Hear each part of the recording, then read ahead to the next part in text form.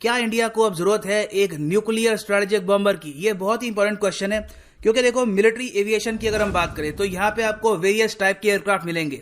एक तो होते हैं फाइटर एयरक्राफ्ट, इनमें भी श्रेणी होती है large aircraft, light combat aircraft. For example Tejas है एक light combat aircraft, JF-17 thunder वो भी श्रेणी में आता है। फिर होते हैं मल्टी रोल एयरक्राफ्ट, जिसमें आप कह सकते हैं रफाइल एक बहुत अच्छा एग्जांपल है। फिर ट्रांसपोर्ट एयरक्राफ्ट, फिर होते हैं स्ट्रेटेजिक बॉम्बर्स। ये एयरक्राफ्ट किसी और फाइटर एयरक्राफ्ट को अटैक नहीं करते, इनका काम होता है स्पेसिफिकली ग्राउंड बॉम्बिंग, और इनके पास होती है हैवी कैरिंग कैपेसिटी। और अगर दुनिया भर में देखें तो आज के समय सिर्फ 3 देश हैं जो ऑपरेट करते हैं स्ट्रेटेजिक बॉम्बर्स को। ये देश है यूएस, रशिया, चाइना। इससे पहले कई और देश थे, मगर आज के समय वो उनको यूज करते नहीं है। मॉडर्न टाइम्स में इन 3 कंट्रीज के पास हैं स्ट्रेटेजिक बॉम्बर्स। और इवन दो भारतीय वायुसेना दुनिया की 4थी सबसे बड़ी वायुसेना है, इंडिया के पास आज तक एक स्ट्रेटेजिक बॉम्बर नहीं आया। तो क्या अब टाइम आ चुका है कि इंडिया यहां पर बने 4th country to own a strategic bomber? So discuss करते हैं इस टॉपिक को। बहुत कुछ यहां पे आपको जानने को मिलेगा। सो यहां पे आप देखोगे ये हैं आज के समय एक्टिव स्ट्रेटेजिक बॉम्बर्स। 3 कंट्रीज हैं, यूएस, चाइना, रशिया। चाइना के पास अभी के लिए एज ऑफ नाउ सिर्फ एक टाइप का स्ट्रेटेजिक बॉम्बर है, ये भी काफी पुराना है, 1960s की एरा का। ये है H-6। यूएस के पास अत्याधुनिक स्ट्रेटेजिक बॉम्बर्स हैं, रशिया के पास भी काफी अच्छे बॉम्बर्स हैं। और यहां पे आप देखोगे ये है यूएसए का फेमस B-1 लैंसर। इसको हाल ही में इन्होंने इंडिया में भी शोकेस किया था एरो इंडिया 2021 के दौरान। यहां पे आप देखोगे आर्टिकल है द इकोनॉमिक टाइम्स का, US flies B-1B heavy bomber at Aero India. ये ऑलमोस्ट एक आप कह सकते हैं ऑफर था कि अगर इंडिया इंटरेस्टेड है तो इंडिया भी ये स्ट्रेटेजिक बॉम्बर परचेज कर सकता है फ्रॉम यूएसए। नाउ यहां पे आप पूछ सकते हैं ऑलराइट, सो हमें स्ट्रेटेजिक बॉम्बर परचेज करने की जरूरत क्या है? अगर हम इस लिस्ट को ही देखें तो चाइना के पास जो बॉम्बर है इसकी कैरिंग कैपेसिटी बहुत कम है और ये काफी पुराना भी लग रहा है। बाकी यूएस और रशिया से हमको कोई डायरेक्ट थ्रेट अभी के लिए है नहीं। देखो प्रॉब्लम यह है कि चाइना एक नए स्ट्रेटेजिक बॉम्बर पे काम कर रहा है और इसका नाम है H-20। अगर आप इंटरेस्टेड हैं मिलिट्री एविएशन में तो पिछले 3-4 साल में आपने इसके बारे में कई आर्टिकल्स पढ़े होंगे, कई बार इसके बारे में सुना होगा आपने। बहुत एक्साइटमेंट है दुनिया भर में इसकी नई लुक को लेकर के, ये कैसा दिखेगा। चाइना ये भी क्लेम कर रहा है कि यहाँ पर स्टेल्थ फीचर होंगे, रेडार पे ये दिखेगा नहीं। एक बार ये चाइना की धरती से टेक ऑफ कर गया, उसके बाद ये कहां पर गया है, इसकी लोकेशन क्या है, ये पता कर पाना काफी मुश्किल है। और ये बहुत ही बड़ी कैपेसिटी में न्यूक्लियर बॉम्ब्स या even conventional non nuclear bombs drop कर सकता है दुश्मन की टेरिटरी पर। और ये होगा पहला dedicated strategic bomber fully developed by China. और हाल ही में यूएस की रिपोर्ट ने यह भी क्लेम किया है कि एक बार ये स्ट्रेटेजिक बॉम्बर चाइना को मिल जाए तो इनके पास प्रॉपर एक इंटर कॉन्टिनेंटल स्ट्राइक कैपेसिटी आ जाएगी। अब यहां पे आप कह सकते हैं ऑलरेडी दुनिया के पास मिसाइल्स हैं, इंटर कॉन्टिनेंटल बैलिस्टिक मिसाइल, जिनकी रेंज है 5000, 6000, 8000 किलोमीटर्स।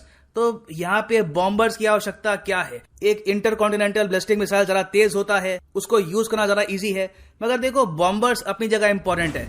मान लो आपको न्यूक्लियर बॉम्बिंग नहीं करनी, आपको कन्वेंशनल बॉम्बिंग करनी है, मगर बहुत ही बड़े स्केल पर। आप चाहते हैं कि पूरा जो वो लैंड है वो बिल्कुल फ्लैट हो जाए, तो उसके लिए आप यूज कर सकते हैं एक बॉम्बर को। दूसरी बात यह भी है कि इंटर कॉन्टिनेंटल बैलिस्टिक मिसाइल ये मिस कर सकता है कभी कभी, मगर बॉम्बर मिस नहीं करेगा। ये ऑलमोस्ट 100% जहां पे इसको बॉम्ब गिराना है वहीं पर बॉम्ब गिरा के जाएगा। फिर एक एस्पेक्ट यहां पर यह भी है कि मिसाइल को आपने एक बार लॉन्च कर दिया तो अनलेस मिसाइल में सेल्फ डिस्ट्रक्शन फीचर है, वो मिसाइल आप वापस नहीं ले सकते। वो एक तरीके से ब्रह्मास्त्र है, आपने बस छोड़ दिया, अब बस टारगेट को वो डिस्ट्रॉय करेगा।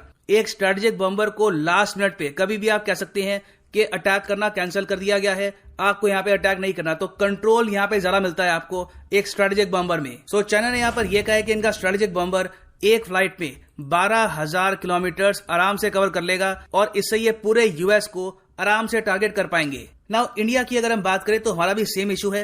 अगर हमको हैवी बॉम्बिंग करनी हो कल को चाइना की, उम्मीद करते हैं कि ऐसा दिन ना आए, कभी भी ना आए, मगर एक हाइपोथेटिकल सिनेरियो में कल को हमें करनी है हैवी बॉम्बिंग चाइना की या फिर कोई न्यूक्लियर वेपन यूज करना है, तो उसके लिए हमको चाहिए होंगे बहुत सारे ICBM मिसाइल और हमको इंश्योर करना होगा कि ये सारे मिसाइल सीधा जाए अपने टारगेट पर। तो ये ऑप्शन इंडिया के पास बिल्कुल है। हमारे पास अग्नि 3 मिसाइल है, अब अग्नि 5 भी रेडी हो रहा है और अग्नि 3 की रेंज आप अगर देखो तो उसमें ऑलमोस्ट पूरा चाइना ही यहाँ पर कवर होता है। मगर स्ट्रेटेजिक बॉम्बर्स की फ्लीट हमको और डेप्थ देती है। अगर हम चाहते हैं कि स्पेसिफिकली चाइना का एक मिलिट्री बेस है नियर तिब्बत, सिर्फ उसको ये हम अटैक करें तो ये हम कर सकते हैं एक स्ट्रेटेजिक बॉम्बर से। और उसके अलावा जैसे मैंने आपको बताया कि अगर स्ट्रेटेजिक बॉम्बर में स्टेल्थ फीचर है तो उसको डिटेक्ट कर पाना भी काफी मुश्किल है। वेराज एक मिसाइल कहां से लॉन्च होगा ये पहले ही एंटिसिपेट किया जा सकता है और चाइना की जो मिसाइल डिफेंस शील्ड है ये इसको रोक भी सकती है। तो क्वेश्चन यहां पर यह आता है कि क्या इंडिया एक स्ट्रेटेजिक बॉम्बर खुद बना सकता है?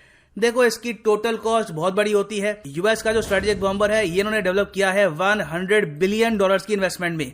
चाइना की टोटल कॉस्ट किसी को पता नहीं है क्योंकि ये लोग अपना स्ट्रेटेजिक बॉम्बर बना रहे हैं सिंस 1980s, तो 30-40 साल लगे हैं चाइना को। तो इंडिया में अभी भी हम इंजन के साथ एक प्रॉपर फाइटर जेट भी नहीं अभी बना पा रहे, तो एक स्ट्रेटेजिक बॉम्बर बनाना काफी मुश्किल होगा। हाँ, जानता हूं कि तेजस मेड इन इंडिया है, मगर जो उसका इंजन है वो अभी भी मेड इन यूएस है। तो इन सिंपल लैंग्वेज हम कह सकते हैं कि बिल्कुल इंडिया को एक स्ट्रेटेजिक बॉम्बर चाहिए। स्ट्रेटेजिक बॉम्बर अभी भी काफी इंपॉर्टेंट है। इवन दो आप अगर देखो तो सुखोई 30 और रफायल ये भी न्यूक्लियर बॉम्ब्स कैरी कर सकते हैं, मगर इनकी लोड कैरी करने की लिमिट कहीं से भी उतनी नहीं है जितनी है एक स्ट्रेटेजिक बॉम्बर की। फिर एक एस्पेक्ट ये भी आता है कि इनमें वो स्टेल्थ फीचर हम ऐड नहीं कर सकते जो एक स्ट्रेटेजिक बॉम्बर में आएंगे। और आप खुद ही सोच लो कि अगर मल्टी रोल एयरक्राफ्ट बॉम्बिंग कर लेते और स्ट्रेटेजिक बॉम्बर्स की जरूरत ना होती तो चाइना आज के समय H-20 क्यों डेवलप कर रहा है?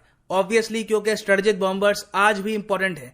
क्योंकि लॉन्ग टर्म में देखो, अगर आपको हमेशा इंटरकॉन्टिनेंटल बैलिस्टिक मिसाइल्स रेडी करके रखने हैं तो इसकी आती है बहुत बड़ी कॉस्ट। वेराज आप अगर यूज करते हो एक बॉम्बर को तो लगातार उसको आप यूज कर सकते हैं और लॉन्ग टर्म में उसकी कॉस्ट एक ICBM से काफी कम होगी। फिर एक एस्पेक्ट मैंने आपको यह बताया कि एक इंटरकॉन्टिनेंटल बैलिस्टिक मिसाइल में कैरिंग कैपेसिटी उतनी होती नहीं है, वेराज एक स्ट्रेटेजिक बॉम्बर इससे काफी ज्यादा बड़ा पेलोड कैरी कर सकता है। तो इन द फ्यूचर बिल्कुल पॉसिबिलिटी है कि इंडिया भी कुछ स्ट्रेटेजिक बॉम्बर्स परचेज करें प्राइमरली फ्रॉम यूएसए। और इससे देखो साउथ एशिया में जो इंडिया की पावर है ये भी इंक्रीज होगी क्योंकि पाकिस्तान के पास भी अभी तक एक स्ट्रेटेजिक बॉम्बर नहीं आया। सो फाइनली मैं यहाँ पे पूछूंगा आपसे क्वेश्चन, क्या आपके हिसाब से इंडिया को एक स्ट्रेटेजिक बॉम्बर परचेज करना चाहिए या नहीं? लिखिएगा इसके बारे में कमेंट सेक्शन में। आपकी कमेंट अगर काफी अच्छी हुई तो मैं उसको पिन भी कर दूंगा इन द कमेंट सेक्शन। तो ये है एंड इस वीडियो का। Thank you for listening and as always God bless you all.